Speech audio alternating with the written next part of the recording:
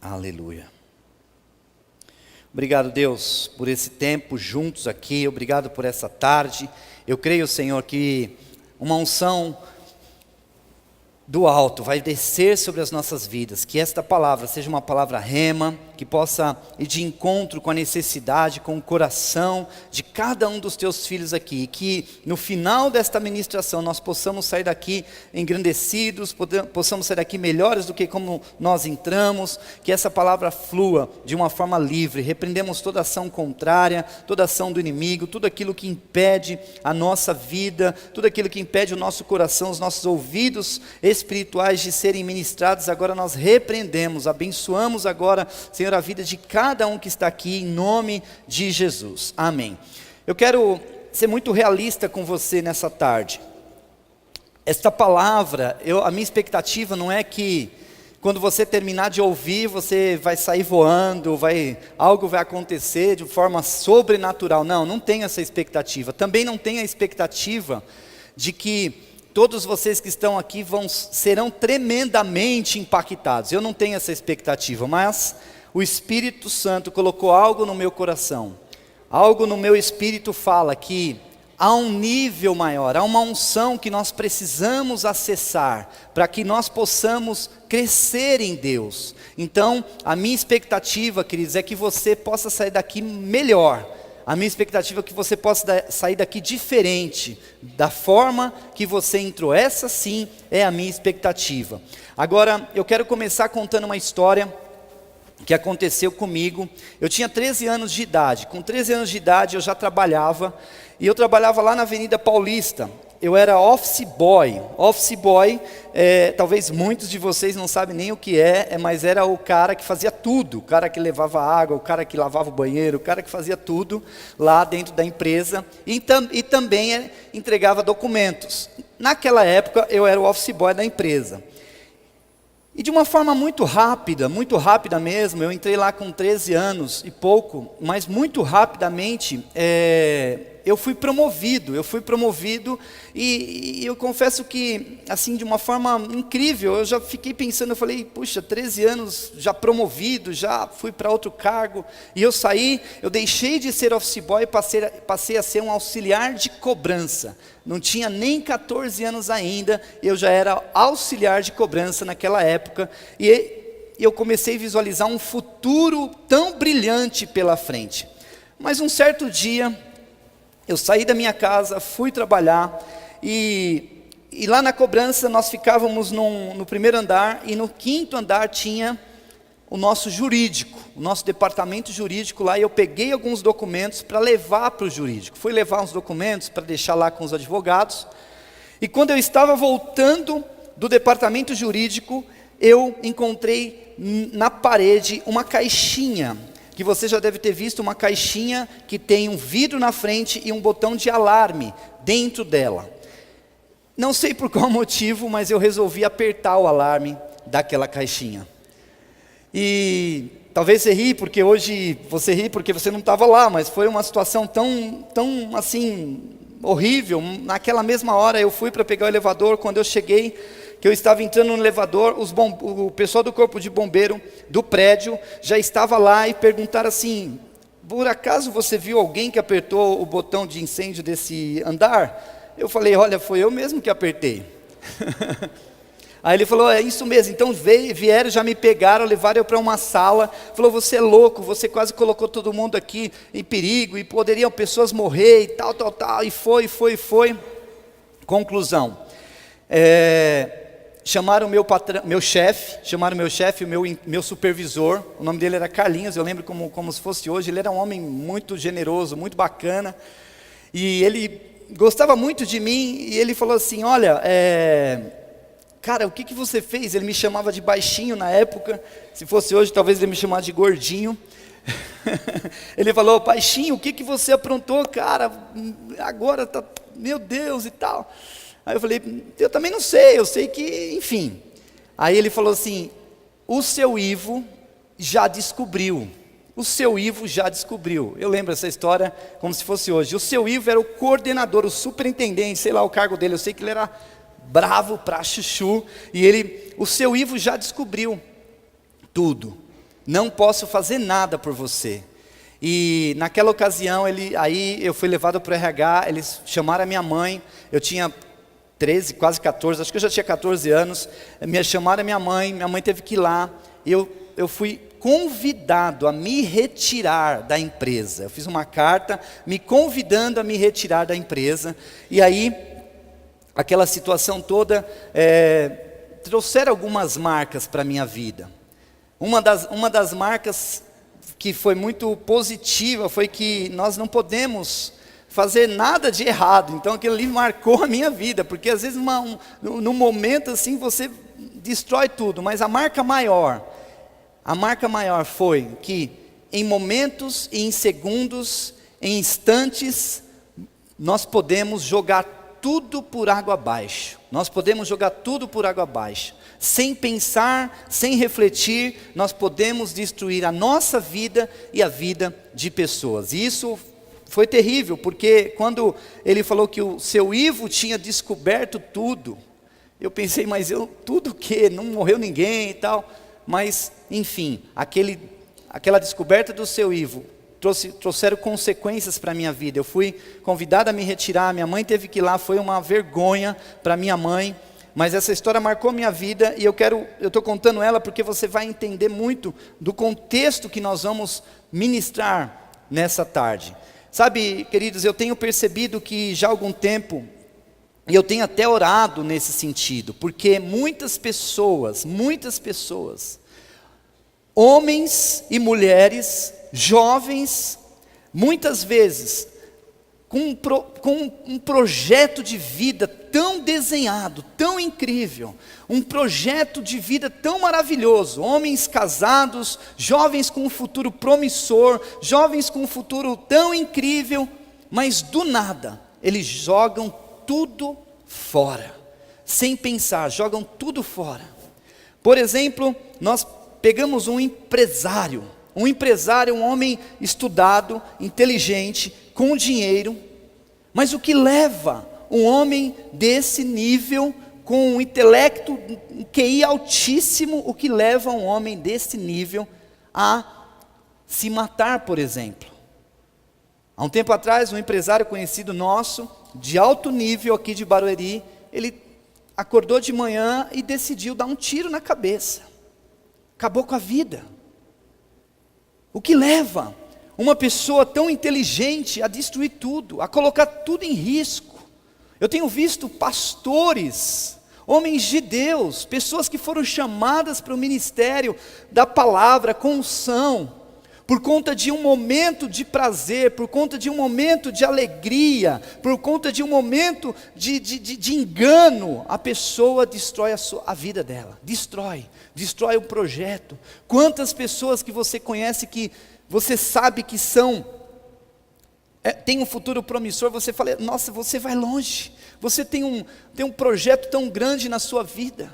Talvez pessoas que têm nas empresas, por exemplo, você vê jovens promissores que vão galgar lugares, vão chegar à presidência da empresa.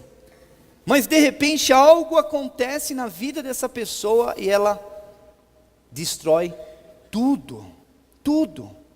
Casamentos estão sendo destruídos por conta de falta de pensamento, falta assim, pelo momento, vivem pelo momento e destroem um casamento. Destrói uma família, destrói filhos, destrói o patrimônio. Quantas vezes nós colocamos tudo a perder, porque nós não temos consciência, não pensamos, só pensamos no momento de prazer. E eu quero trabalhar com você nessa tarde em cima de um episódio muito conhecido, que é a vida de Moisés. O nosso personagem aqui é Moisés. Vamos ler juntos Êxodo 2, 11 até 15. Êxodo 2, capítulo 2, versículo 11 até o versículo 15. Certo dia, sendo Moisés já adulto, foi ao lugar onde estavam os seus irmãos hebreus e descobriu como era pesado o trabalho que realizavam. Viu também um egípcio espancar um dos hebreus. Correu a olhar por todos os lados e não vendo ninguém, matou o egípcio, escondeu na areia. No dia seguinte, saiu e viu 2 hebreus brigando. Então perguntou ao agressor: por que você está espancando o seu companheiro? O homem respondeu: quem o nomeou líder e juiz sobre nós? Quer matar-me como matou o egípcio? Moisés teve medo e pensou: com certeza, tudo já foi descoberto. Quando o faraó soube disso, procurou matar Moisés, mas este fugiu e foi morar na terra de Midian. Ali assentou-se à beira de um poço. Vamos pensar, o que levou Moisés a ter essa atitude? O que levou Moisés a ter essa atitude? Nós acabamos de ler uma história de um homem adulto, não era mais uma criança, a Bíblia fala que ele já era um adulto. Lá em Atos 7:23, diz assim: ao completar 40 anos, Moisés decidiu visitar seus irmãos israelitas. Ao ver um deles sendo maltratado por um egípcio, saiu em defesa do oprimido e vingou, matando o egípcio. Ou seja, mais do que um adulto, porque hoje para nós um adulto, nós muitas vezes consideramos um homem, uma mulher adulta, quando ela completa ou ele completa 18 ou 21 anos. Mas aqui ele já tinha 40 anos, ou seja, ele era muito maduro. Ele era muito maduro, era uma pessoa experiente. Mas o que leva Moisés a tomar atitudes como ele tomou? A primeira coisa que eu penso na vida de Moisés é algo que todos nós precisamos tomar muito cuidado. Chama-se independência. Independência. Querido, uma coisa que nós não podemos nos equivocar. Quando nós falamos de independência, nós não estamos falando de um jugo. Nós não estamos falando de uma opressão, de você viver debaixo de uma lei, porque se a lei funcionasse de verdade, nós não teríamos tantos motoristas com as suas habilitações cassadas. Não teríamos. Então significa o seguinte: a lei não funciona. Nós precisamos experimentar a graça de Deus. Nós precisamos experimentar o amor de Deus. A lei, ela só é uma referência para as nossas vidas. Mas muitos de nós queremos ter uma vida independente. Queremos ter uma vida livre. E eu não quero de fato, queridos, que você olhe para a independência ou dependência como um conjunto de regras. Porque eu acho que a última coisa que o brasileiro, o ser humano precisa é um conjunto de regras. Aonde pode isso, pode aquilo, faz isso ou faz aquilo. Não.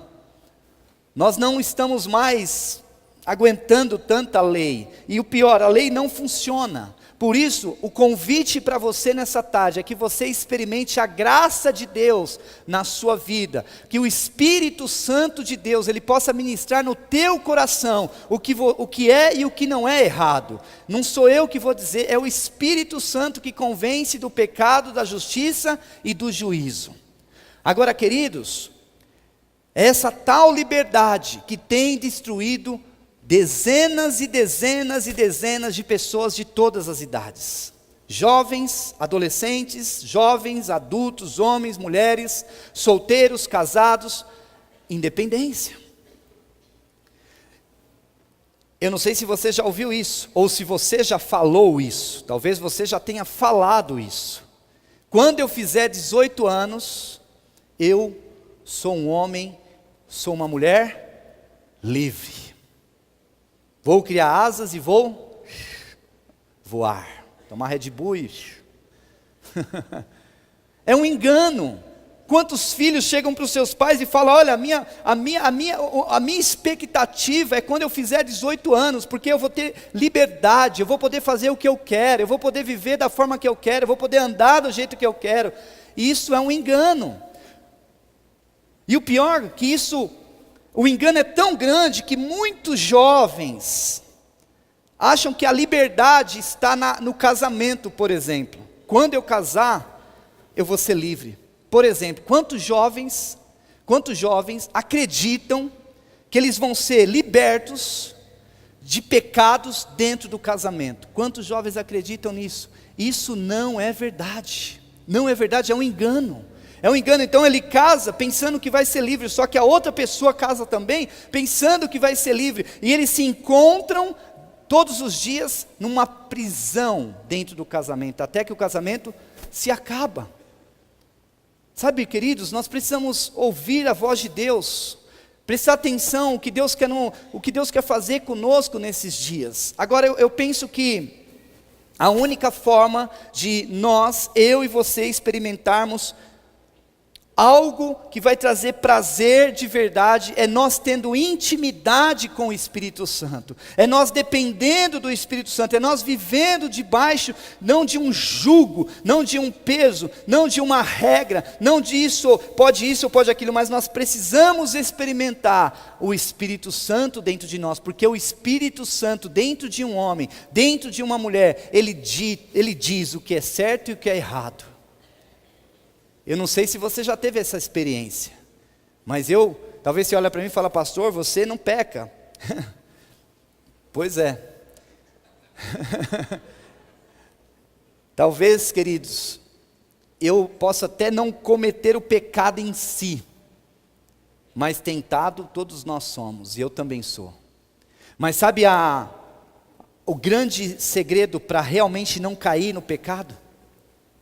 É ouvir o Espírito Santo. O Espírito Santo, ele ministra as nossas vidas. O Espírito Santo, ele fala conosco. Sabe, aqui, queridos, por exemplo, eu não sei se você parou para pensar no que nós lemos, mas Moisés, no 12 diz assim, correu o olhar por todos os lados, e não vendo ninguém, matou o egípcio e escondeu na areia. Vamos refletir um pouquinho no que nós acabamos de ler.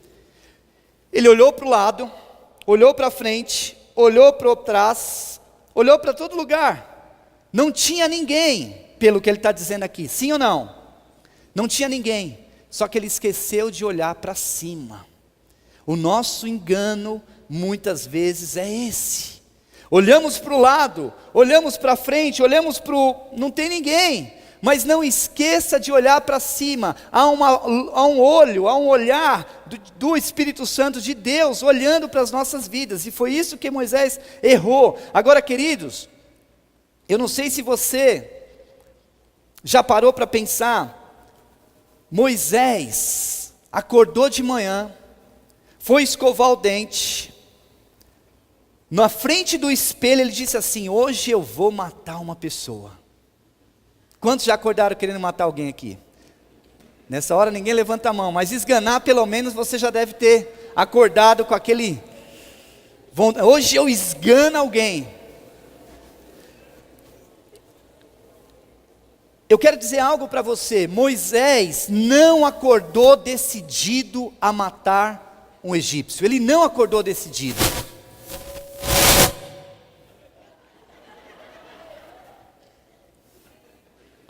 Maior é o que está em mim do que o que está nessa caixa, em nome de Jesus. Moisés não acordou pensando em matar alguém. E eu vou provar isso para você, sabe por quê, queridos? Como é que uma pessoa pensa em matar alguém e esconde embaixo da areia? Como que uma pessoa vai matar alguém e vai esconder na areia? Ele não pensou nisso. Foi um ato inconsequente, foi um ato do momento. Agora, quantos de nós acordamos decididos a cometer um adultério? Quantos de nós acordamos decididos, não, hoje eu vou pecar das 6 da manhã à meia-noite, eu vou me lambuzar no pecado, eu vou me destruir, eu vou me acabar no pecado. Quantos aqui acordaram decididos a pecar, queridos? Quantos? Nenhum de nós. Mas o que acontece então, pastor? Que no meio do dia a tentação vem, a luta vem, o desafio vem e eu peco. É por isso que nós precisamos depender do Espírito Santo. Quantas pessoas, por exemplo, um adultério não acontece do dia para a noite. O cara não acorda de manhã pensando, hoje eu vou arrumar uma outra mulher. Não. No elevador ele encontra uma mulher, ela fala oi, aí ele fala oi, é um oi diferente, é um aperto de mão diferente, trocam-se os contatos, e quando menos se espera, o coração está envolvido num relacionamento extraconjugal. E aí, queridos, vem a destruição. Quantos de vocês jovens saem para os seus trabalhos ou para a faculdade e vocês estão firmes com Deus, orando, buscando, jejuando, só que vocês não decidem hoje que vão sair da escola, da faculdade, do trabalho e vão para uma balada? Nenhum de nós decidimos isso. Porque você tem o Espírito Santo, ele está queimando dentro de você, está queimando dentro de nós. Mas aí você recebe um contato de alguém, um WhatsApp do inferno, dizendo: cara, vamos curtir a balada, vamos curtir a noite, vamos curtir, vamos... E de repente você está enroscado no pecado, na destruição, no engano. Olha, queridos, eu quero só abrir um parênteses, essa palavra não é para trazer peso para nenhum de nós. Essa palavra é para trazer revelação, porque você e eu, Deus tem um projeto para as nossas vidas, amém? Deus tem um projeto para você que é jovem, solteiro. Deus tem um sonho de levantar você como um grande homem de Deus, uma grande mulher de Deus. Deus tem um projeto para o seu casamento, Deus tem um projeto para a sua família, mas por que muitas vezes o diabo ele quer destruir? Porque ele sabe do projeto que tem. Agora, por que será que Moisés matou o egípcio? Porque Moisés foi precipitado. Ele viu aquela discussão, e ele poderia perguntar, falar: gente, o que está acontecendo aqui? Vocês estão brigando por quê? Não, mas ele foi ali primeiramente precipitado. Ele se precipitou, não perguntou nada, foi lá e matou. Quantos de nós aqui muitas vezes entramos em enrosco por precipitação? Precipitação. Às vezes nós entramos numa confusão por precipitação. Um tempo atrás eu estava andando com meu carro numa cidade e eu comecei a buzinar para o cara da frente. E o cara da frente parou o carro e desceu e veio na minha direção. E eu comecei a clamar o nome de Jesus. A Luciana estava comigo e eu falei: meu Deus, vamos apanhar agora. Sabe, irmãos, às vezes por precipitação, eu não sei de porquê, mas eu creio que o Espírito Santo me guardou ali, isso faz bastante tempo, tá? Faz bastante tempo, o cara voltou para o carro e foi embora. Esses dias eu estava ouvindo ou assistindo alguma reportagem falando que um casal quase morreu, porque discutiram, porque um deu a fechada no outro, e aí os dois caras saíram armados, começaram a atirar, mas passou um anjo mesmo, passou um cara lá, empurrou o cara que ia dar o tiro desviou e a pessoa não morreu. Precipitação. Quantos de nós agimos na precipitação? Por exemplo, jovens se precipitam muito. É hora de casar. Quem consegue mudar a cabeça de um jovem que decide se casar? Ninguém. Nem o pastor Cleiton, nem o pastor Gumer, nem o pastor Eibe, nem o Sabá, nem o Paulo Dias, ninguém junto consegue mudar. Eu decidi casar, mas não, está todo mundo falando que não é hora, não, eu vou casar. E quando casa, começa a sofrer as consequências, porque não é fácil, tem lutas, tem desafios, não era hora de casar. Precipitação. Quantos de jovens aqui chegaram na igreja há pouco tempo e falam: cara, eu quero pregar. Quando que eu vou subir nesse púlpito, irmão? Deixa eu dizer uma coisa para você, nós estamos sonhando com o estado de São Paulo, com o Brasil, com o Barueri. Pode ter certeza, se você continuar no trilho, você vai pregar e vai pregar muito. Você vai falar: meu, pelo amor de Deus, me dá uma folga. Sabe por quê, queridos? Eu me converti com 21 anos. 14, 15 anos que eu fui subir num púlpito para pegar o microfone. Sabe, nós precisamos parar com essa precipitação, queremos avançar, queremos correr tanto, não há necessidade disso. Agora, Moisés, ele faz algo que, infelizmente, se compromete, porque ele mata o cara e enterra na areia. Quem faz alguma coisa errada enterra numa areia, vai ser descoberto, porque ainda mais lá na região ventava muito, e o vento começava a bater, Agora, queridos, eu pergunto para você, será que eu e você não temos alguma área escondida na areia? Será que não tem pecados que talvez nós cometemos e colocamos debaixo da areia? Será que não existem áreas que nós estamos achando que está tudo certo, mas estão escondidas na areia? E nós sabemos que está escondido na areia. E nós estamos vendo o vento soprando e levando, e logo vai ser tudo descoberto, e muitos de nós estamos ali, meu Deus, o que vou fazer? O desespero é tão grande. Deixa eu contar uma história para você. Antes de me converter, eu tive um relacionamento extraconjugal, de 2 anos.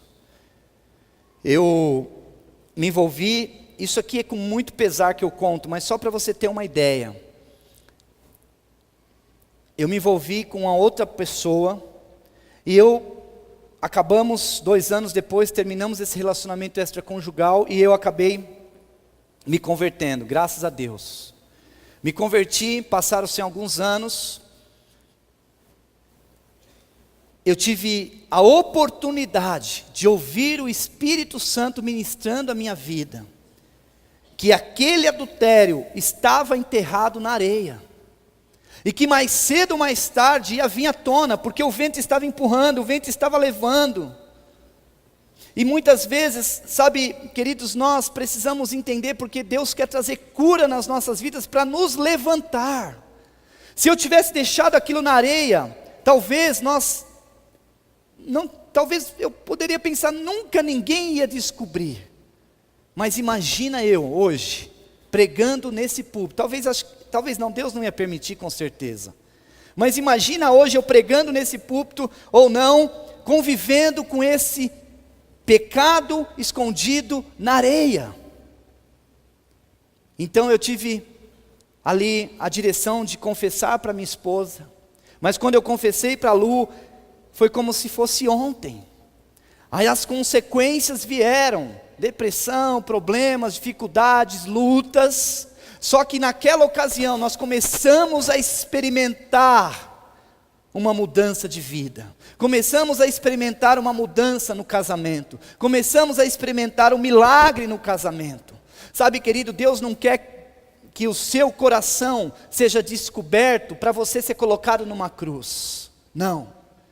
A Bíblia diz que nenhuma condenação há para aqueles que estão em Cristo Jesus, amém?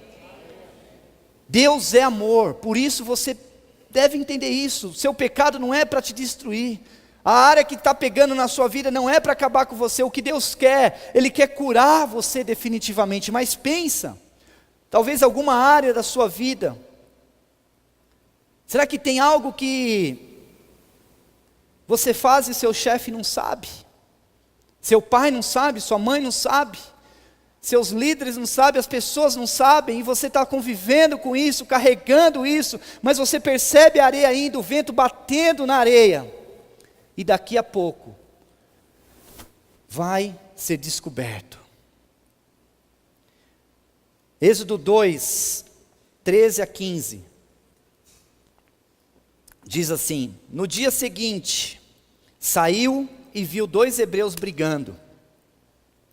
Sabe, queridos, o problema não é perder a cabeça. Perder a cabeça tudo bem, você perdeu a cabeça hoje. Foi inconsequente, como aquele ato do alarme que eu apertei. Perder a cabeça não é o problema é o dia seguinte. É o dia seguinte, quando você e eu caímos em si, da besteira que nós cometemos, da besteira que nós fizemos. Mas você fala, pastor, a Bíblia fala sobre graça. Aonde abundou o pecado, superabundou a graça. É verdade, queridos, a Bíblia fala sobre graça. Mas Paulo nos adverte que não é por conta da graça que nós vamos continuar no pecado, continuar no erro, porque a questão toda não é nem tudo isso. Deus, Ele é amor. Se você quer saber, quando você se arrepende, Deus nem lembra mais dos seus pecados, mas o problema é que vão existir consequências. Vão existir consequências. Se você pegar a história de Moisés, você vai ver que Moisés foge para o deserto, a vida dele muda um pouco, mas exatamente depois de 40 anos é que o Moisés tem um encontro com a sarça ardente, que a vida dele começa realmente a mudar. Quantos pecados que nós cometemos que trazem consequências por anos e anos e anos e anos e anos em nossas vidas. E Deus não quer isso. Deus quer que você seja curado, para que Ele possa te usar nessa geração, amém? Nesse tempo, Deus quer te usar nesse tempo, querido. Deus quer fazer algo na sua vida nesse momento aqui. E aí fala assim, no dia seguinte saiu e viu dois hebreus, então perguntou ao agressor, por que você está espancando o seu companheiro? Moisés perguntou, o homem respondeu, quem o nomeou líder juiz sobre nós? Quer matar-me como matou o egípcio? Moisés teve medo e pensou, com certeza tudo já foi descoberto. Olha, queridos, nós precisamos, como homens e mulheres, termos revelação do que Deus está querendo falar conosco nesses dias. Sabe por quê? Porque a proposta do inimigo é colocar uma lente ofuscada nos seus olhos, uma cegueira nos nossos olhos, aonde nós não vemos mais o nosso pecado, e passamos a ver o pecado dos outros. Uma das formas de nós esconder o nosso pecado, é levantar o dedo e riste para o nosso irmão, para as pessoas, e dizer, olha, você está em pecado, você está em pecado, você está em pecado, você está em pecado, mas não olhamos para nós mesmos. Foi isso que Moisés tentou fazer. Moisés tentou pegar aquela situação, achou que estava tudo resolvido, matou o cara, enterrou na areia. No outro dia ele encontra uma briga e ele está lá pagando de gatinho, e chega lá falando o seguinte, olha, vocês estão brigando, está aqui, ó. No dia seguinte, por que está espancando o seu companheiro? Ele já chega lá, por que você está espancando o seu companheiro? Não é possível, o cara matou uma pessoa num dia, e no outro dia ele está acusando outra pessoa, ele está tentando. Moisés deveria ter se arrependido, mas essa é a arma que o diabo usa na vida das pessoas. O pecado, muitas vezes nas nossas vidas, gera uma cegueira tão grande, que nós não conseguimos ver o pecado dos outros, mas não conseguimos ver o nosso pecado, mas conseguimos ver o pecado dos outros. Conseguimos ver a falha do irmão, conseguimos ver o erro da pessoa, e isso é mortal, isso é letal, isso destrói qualquer pessoa. E aqui, qual foi o grande segredo da vida de Moisés, e é o grande segredo para a sua vida também? É a confissão. Mas eu não quero, sabe, nós temos aqui o discipulado e tal, e é muito importante confessar as nossas culpas uns aos outros para sermos sarados, até porque o pecado já foi resolvido na cruz. Mas eu quero trazer, antes até de nós confessarmos para os homens, nós precisamos confessar para o Espírito Santo. Devemos nos arrepender, devemos dizer, olha, Espírito Santo, eu estou arrependido. É muito importante isso, querido, sabe por quê? Porque senão nós não vamos ser curados. Quando ele falou assim, com certeza tudo já foi descoberto, Moisés entrou numa linha de mudança, de transformação e de milagre. Nós vemos tudo o que aconteceu com Moisés, tiveram consequências.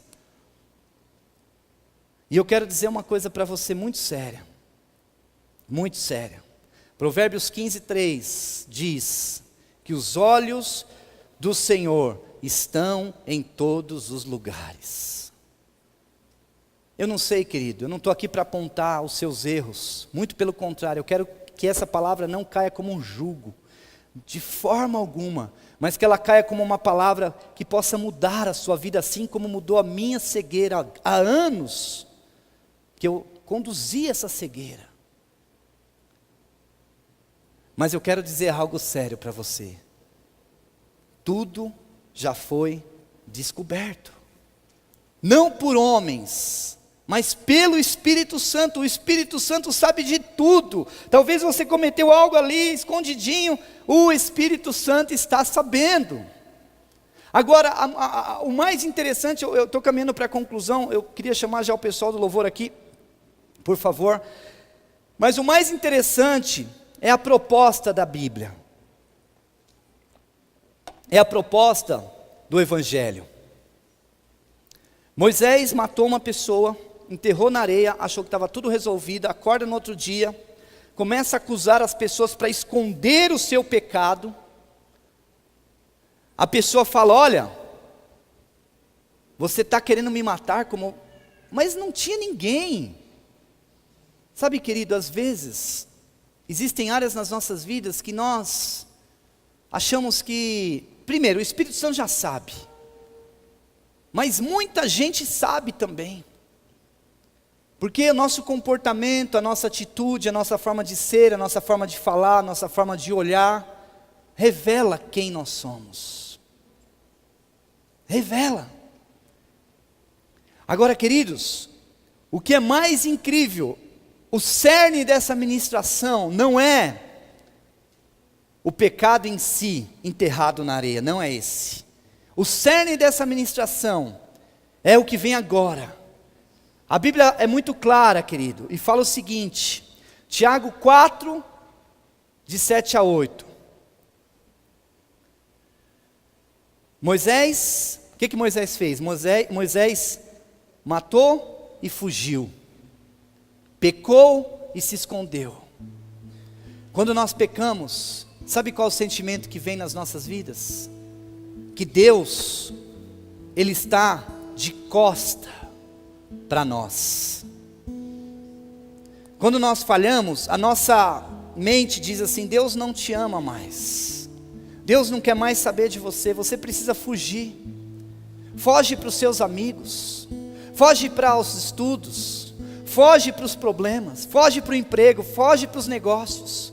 Nessa época da minha vida, a luta aqui de prova, eu trabalhava de domingo a domingo, porque eu estava fugindo de uma realidade que precisava ser resolvida. Não tinha Deus, não tinha revelação, não tinha ninguém. Estava preso num pecado. Mas eu quero dizer uma coisa, assim como diz Tiago 4,7, aproximem-se de Deus. Olha aqui, portanto, submetam-se a Deus. Submeter a Deus, querido, não é diferente de submeter aos homens. Porque se eu peco, imagina eu pequei, e eu tenho que confessar para o meu pai, para o meu líder, para alguém, sei lá quem quer que seja, enfim, eu vou com medo, eu vou tremendo, eu vou chorando. Talvez eu nem vou, porque eu sei que vai vir uma lapada, vai vir uma chabatada nas minhas costas. Mas não é assim com o Papai do céu. Ele é amor. A Bíblia diz em João 4,8, Deus é amor, Deus é amor, Deus é amor. Então, deixa eu dizer uma coisa para você, nenhuma condenação há para aqueles que estão em Cristo Jesus, querido. Hoje é uma tarde de você se reconciliar com Deus. Você quer saber uma coisa? Se você pecou 3 da tarde, Deus não, olha, Ele já esquece. Se você se arrepender, e eu sei que você já se arrependeu porque você está nesse lugar, Deus não lembra do seu pecado. Deus é amor. Deus é amor. Agora, queridos, a Bíblia diz o seguinte: resistam ao diabo e ele fugirá de vocês. Resista ao diabo. Eu não sei se já aconteceu com você, mas já aconteceu comigo. Quantas vezes eu sendo tentado para pecar, o Espírito Santo vem e me alerta: não faça isso, não faça isso, não faça isso. Uma voz audível entra dentro de mim e começa a gritar: não faça isso. Você vai jogar tudo fora, vai colocar tudo a perder. Queridos, o problema é que quando nós estamos diante dessa situação, nós não temos olhos espirituais, porque nós achamos que Deus nos abandonou, Ele virou as costas para nós, e aí nós esquecemos a nossa procedência, família, história, casamento. Imagina, querido, um adultério, tem que começar tudo de novo. Imagina você jovem, um caminho promissor, com destino profético para a sua vida, começa a se lambuzar no pecado. Tem que começar tudo de novo, recomeçar, reconstruir, refazer. É muito mais difícil refazer do que fazer. Estava pronto, tinha uma linha profética, mas o pecado escondido destruiu a nossa vida, destruiu. Agora a proposta da palavra de Deus é essa aqui: aproximem-se de Deus, e Ele se aproximará de você. Aproximem-se de Deus, e Ele aproximará de vocês. Nessa tarde, querido, eu quero que você receba essa palavra. Deus te ama. Ele não está preocupado com as suas falhas. Deus não está preocupado com as nossas falhas. E Ele nos dá o Espírito Santo, que dá convicção que eu e você, nós somos amados do Pai. Amém? Então nessa tarde, nós vamos começar a tocar o louvor aqui. E nós não queremos que você saia daqui da mesma forma que você entrou. Eu quero que você saia daqui curado, sarado, transformado. Então na hora que o louvor começar a tocar, se você sente que essa palavra realmente falou com você, que você deseja crescer mais em Deus, ter mais intimidade com Deus, precisa de mais da presença de Deus, para ser livre, para se afastar, para resistir ao diabo, se aproximar do papai, se aproximar do nosso Pai, do nosso Deus, do Abba, você corre aqui para frente e se ajoelha, que eu quero orar com você. Eu quero colocar as mãos na sua cabeça e declarar que você é livre e nenhuma condenação há para aqueles que estão em Cristo Jesus. Amém, queridos? Vamos ficar em pé, por favor, feche os seus olhos, e se você quiser